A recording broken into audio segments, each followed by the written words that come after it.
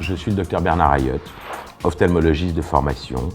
Je suis spécialisé depuis plus de 20 ans en chirurgie esthétique du regard. Je suis ancien interne des hôpitaux de Paris et ancien chef de clinique assistant au Centre national d'ophtalmologie des 15-20. Je me suis spécialisé très tôt en chirurgie oculoplastique ou orbitopalpébrale. Et il y a plus de 25 ans, en chirurgie oculoplastique, on se servait du Botox ou de la toxine botulique,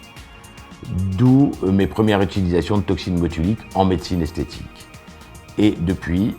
ma carrière s'est surtout développée sur la médecine esthétique et sur la chirurgie esthétique du rajeunissement du visage. Au départ, ma spécialité était exclusivement chirurgicale, mais ma spécialité a suivi l'évolution de l'esthétique, ce qui veut dire qu'aujourd'hui, on pratique pour moitié des actes de médecine esthétique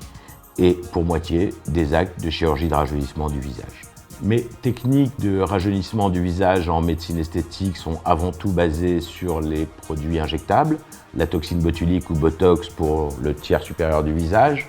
comblement et volumétrie en injection d'acide hyaluronique,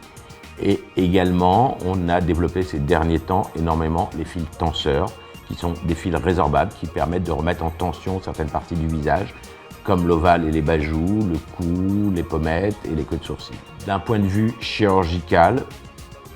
j'ai beaucoup développé les techniques de blépharoplastie laser et de traitement des poches sous les yeux au laser et également des traitements de microlipostructure, ce qui veut dire de réinjection de sa propre graisse. Ma spécialité est passionnante parce qu'elle évolue tous les jours et que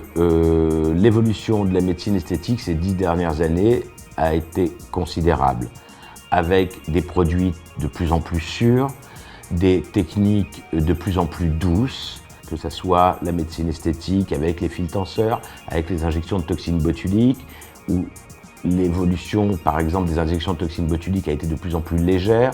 les injections d'acide hyaluronique, ou voire même les techniques de chirurgie esthétique qui sont de plus en plus light et de plus en plus légères. Je pense qu'une chirurgie esthétique qui se voit est aujourd'hui ratée et qu'une chirurgie esthétique qui ne se voit pas est une chirurgie ou une médecine esthétique réussie.